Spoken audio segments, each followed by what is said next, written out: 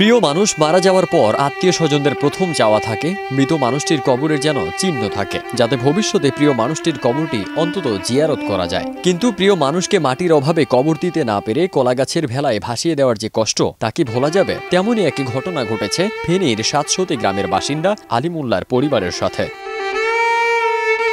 ২৩ August ভোরে মারা যান ৭৩ বছর বয়সী বৃদ্ধ আলিমুল্লাহ। পুরো এলাকা পানিতে তলিয়ে গেছে।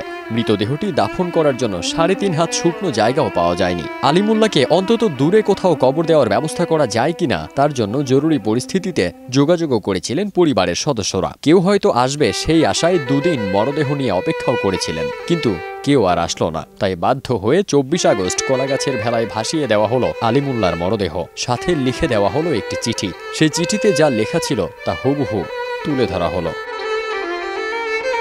এই মৃতদেহটি অতিরিক্ত বন্যার কারণে আমরা দাফন করতে পারিনি। ২ দিন অতিবাহিত হওয়ার পরে আমরা পানিতে ভাসিয়ে দিয়েছি। সাথে আমাদের এলাকার নাম ঠিকানা সহ ফোন নম্বর দেওয়া হয়েছে। যদি কেউ শুকনো জায়গা পান তাকে কবর দিয়ে দিবেন এবং আমাদের ওই ঠিকানায় যোগাযোগ করবেন। আপনাদের কাছে আমরা চিরকৃতজ্ঞ থাকব। ঠিকানা নাছির ভূঁইয়া বাড়ি, ৬ নম্বর ওয়ার্ড, গ্রাম ৭০০, ১১ নং মোটবি ইউনিয়ন, ফেনী সদর, ফেনী। পরিবারের সদস্যরা জানান, আলিমুল্লাহ ৪ দিন অসুস্থ থাকার পর ২৩ আগস্ট ভোরে মারা যান। তখন পুরো ইউনিয়নের চারপাশেই অথই পানি, একটু শুকনো জায়গা নেই কবর দেওয়ার জন্য। তারা আরও জানান, ২ দিন ধরে সেনাবাহিনী ও স্বেচ্ছাসেবকদের মাধ্যমে ফেনীতে যোগাযোগের চেষ্টা করেন, কিন্তু কারো কাছ থেকে কোনো সাড়া পাননি। তাই বাধ্য হয়ে কলাগাছের ভেলায় মরদেহটি ভাসিয়ে দেওয়ার সিদ্ধান্ত নেন।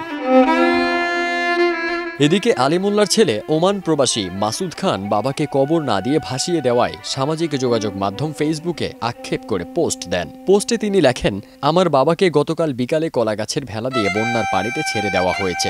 আপনারা যারা ওইখানে উপস্থিত ছিলেন কিভাবে পারলেন এটা? দরকার হলে বাইরে ভেলাতে রেখে আরেকটা দিন অপেক্ষা করতেন। যদি আপনাদের কেউ মরতো তাহলে ছেড়ে দিতে পারতেন না, কোনো উপায় বের করে পানি নামা পর্যন্ত অপেক্ষা করতেন। কার আদেশে এত তাড়াহুড়ো করতে হলো? একটা মানুষ যখন মারা গেল পরিস্থিতি অনুযায়ী নরমালি ৩ দিন দেখা উচিত ছিল। কেউ কোনো বোট নিয়ে আসেনি কোনো উদ্ধারকর্মী। একটা বোট নিয়ে কেউ আসলে আমার বাবাকে ফ্রিজিং করে রাখা যেত। মনের ভিতর আগুন জ্বলছে, কিভাবে কোথায় আছে? আল্লাহ, আমার বাবাকে জান্নাতুল ফেরদৌস নসিব করো। তার আগে বাবার কবর জিয়ারতের সুযোগ পাওয়ার জন্য আল্লাহর সাহায্য প্রার্থনা করেন। পোস্টে লেখেন, হে আল্লাহ, আমার বাবা যেন একটু মাটি পায়। আল্লাহ, তুমি সবকিছুর মালিক, তুমি এই দুর্দিনে আশ্রয় দাও, অন্তত তার কবর জিয়ারত করতে পারি এই সুযোগ করে দাও। এছাড়া বাবার মরদেহ কবর দেওয়ার বিষয়ে সাহায্য চেয়েও পোস্ট দেন মাসুদ। সেখানে তিনি লেখেন, ৭০০ নাসির বাড়িতে এখনো একটা স্পিড বোট আসলো না, সেনাবাহিনী ঢুকতে দিচ্ছে না। উদ্ধার করতে না পারেন অন্য রেস্কিউ টিমদেরও কেন ঢুকতে দিচ্ছেন না? আমার বাবার লাশ পড়ে আছে, বাচ্চা সহ সবাই না খেয়ে আছে। উদ্ধার করতে না পারলে উদ্ধারের নামে নাটক করার প্রয়োজন নাই।